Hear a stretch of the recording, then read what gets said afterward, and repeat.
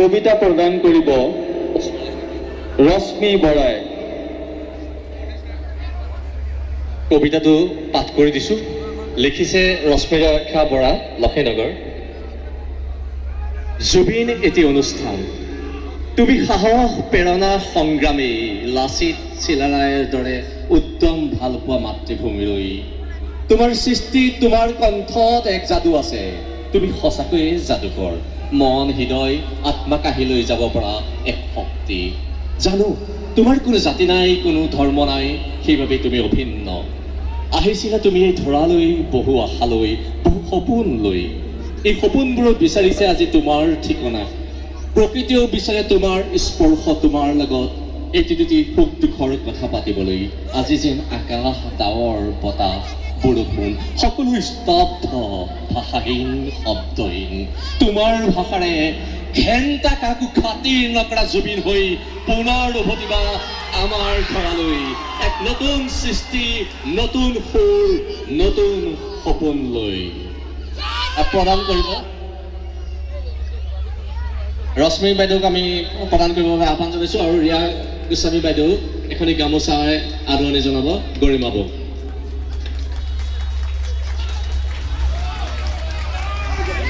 আমি আমাৰ মাজত উপস্থিত থকা আমাৰ সকলোৰে আদৰৰ গৰিমা বৌলৈ মাইক্ৰফোনটো আগবঢ়াই দিছোঁ।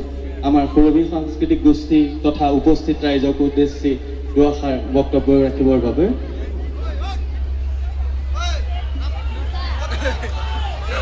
সমূহ নগাঁওবাসী ৰাইজক নমস্কাৰ জনাইছোঁ, সেৱা জনাইছোঁ। আপোনালোকৰ মাজলৈ আত্মা ঘৰতে সোমাই থকাৰ পিছত, এটা বিধ্বস্ত জীৱন পাৰ কৰাৰ পিছত আপোনালোকৰ মাজলৈ ওলাই আহিছোঁ সাহস কৰি অকণমান। আৰু এইখিনি প্ৰাপ্তি যে আপোনালোকে প্ৰতিজনে জুবিনক অন্তৰত ধাৰণ কৰি আছে, আৰু সেয়াই মোক বহুত শক্তি দিছে। অনাগত জীৱনত হয়তো দুখোজ আগবঢ়াবলৈ এইখিনিয়ে মোৰ কাৰণে বহুত শক্তি আৰু সাহস হ'ব। আশীৰ্বাদ কৰি থাকিব সদায়। আপোনালোকৰ মাজত যিমান দিন জীয়াই থাকোঁ, জুবিনক এনেদৰে কঢ়িয়াই লৈ যাম, আৰু চেষ্টা কৰিম জুবিনৰ সপোনবোৰ মোৰ যিকণ সামৰ্থ্য আছে সেইখিনি সামৰ্থ্যৰে আগবঢ়াই লৈ যাবলৈ।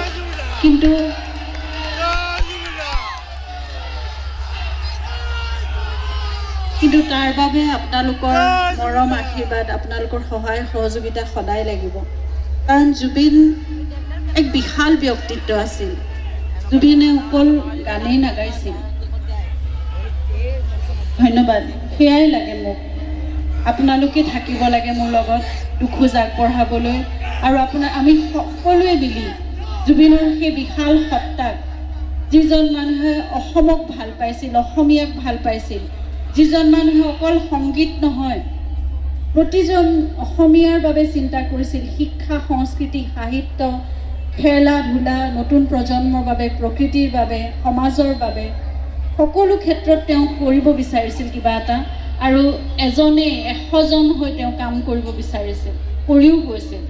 গতিকে সেই বিশাল সত্তাটোক কঢ়িয়াই নিবলৈ সেইখিনি শক্তি আৰু সামৰ্থ্য কিমান আছে আমাৰ মাজত নাজানো, কিন্তু সকলোৱে যদি আমি একত্ৰিত হৈ আগবাঢ়োঁ, নিশ্চয় তেওঁৰ আদৰ্শখিনি, তেওঁৰ বিশ্বাস, তেওঁৰ সাধনাৰ চৰ্চাক আমি আগুৱাই লৈ যাব পাৰিম। আৰু আপোনালোকে যেনেদৰে জুবিনক ধাৰণ কৰি আছে প্ৰাণত, সেয়া বিশ্বাস হয় যে প্ৰতিজোপা গছৰ মাজত, প্ৰতিটো উশাহত, প্ৰতিটো প্ৰজন্মলৈ আমি জুবিনক কঢ়িয়াই লৈ যাব পাৰিম, আৰু তেনেদৰে জুবিন অমৰ হৈ থাকিব।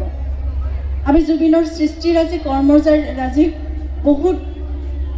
বহু যুগলৈ, যুগ যুগান্তৰলৈ, আমি ভাবি নোপোৱা সময়লৈ, প্ৰতিটো প্ৰজন্মলৈ কঢ়িয়াই নিবলৈ হ'লে সেয়া সাধনাৰ চৰ্চা আমাৰ মাজত অব্যাহত থাকিব লাগিব। আৰু জুবিনে নিজেই কৈছিল, শেষ বুলিলেইতো শেষ নহয়, আকৌ আৰম্ভ হয়। গতিকে নিশ্চয় আৰম্ভ হ'ব। আমি সকলোৱে আৰম্ভ কৰিব লাগিব এক নতুন যাত্ৰাৰ, জুবিনক আমাৰ মাজত ধাৰণ কৰাৰ, জুবিনক কঢ়িয়াই লৈ যোৱাৰ সেই যাত্ৰাৰ। আৰু তেওঁ বিচাৰিছিল, তেওঁ সৃষ্টিৰাজিক আমি যাতে বেছি মনত ৰাখোঁ, তেওঁতকৈও বেছি। তেওঁ বহু মঞ্চত সামাজিকভাৱে, ৰাজহুৱাভাৱে সেই কথাৰ কথা তেওঁ কৈছিল। গতিকে সেই সপোনবোৰক আমি কঢ়িয়াই নিব লাগিব। আৰু তেওঁ নতুন প্ৰজন্মক লৈ সদায় সপোন দেখিছিল। সেই সপোনবোৰক আমি বাস্তৱায়িত কৰিব লাগিব। সেইবাবে আমি সকলোৱে একগোট হৈ সন্মিলিত হৈ একতাৰে আমি কোনো ভেদ বিভেদ নাৰাখি আমাৰ যি মতাদৰ্শ থাকক, অন্য যি ৰাজনৈতিক মতাদৰ্শ থাকক, যি আঞ্চলিকতা বা অন্য যিমান যি থাকক, কিন্তু সেই সাংস্কৃতিক যিটো এটা পজিটিভ ইতিবাচক যিটো ভাৱ, সেইটো ভাৱ লৈ আমি সৃষ্টিমুখী হ'লে নিশ্চয় আমি জুবিনক অমৰ কৰি ৰাখিব পাৰিম। আমি যিদৰে কওঁ আমাৰ জুবিন অমৰ জুবিন, সেই জুবিন তেনেদৰে অমৰ হৈ থাকিব আমাৰ মাজত।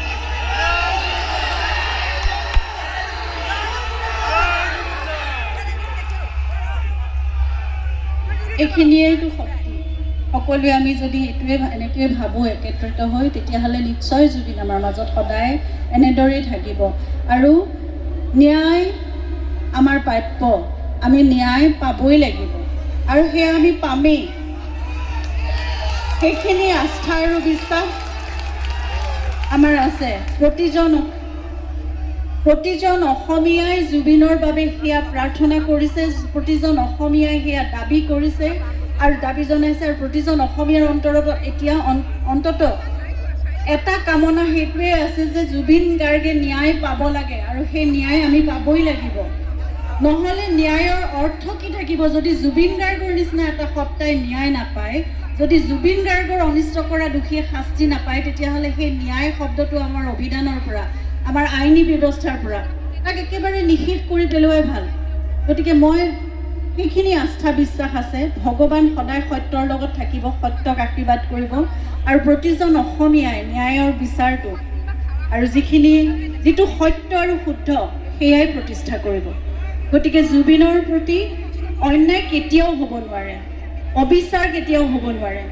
জুবিন আমাৰ মাজত সদায় সমাদৃত হৈ সকলোৰে মৰম আশীৰ্বাদৰ মাজত ন্যায় তেওঁ লাভ কৰি তেওঁৰ সাংস্কৃতিক যাত্ৰা, তেওঁৰ সমাজমুখী, তেওঁৰ পোহৰমুখী যাত্ৰা সদায় অব্যাহত থাকিব, সেয়াই কামনা কৰিছোঁ। আৰু আপোনালোকে জুবিনক এনেদৰেই ধাৰণ কৰি আগুৱাই লৈ যাওক, মোক আশীৰ্বাদ কৰি থাকক।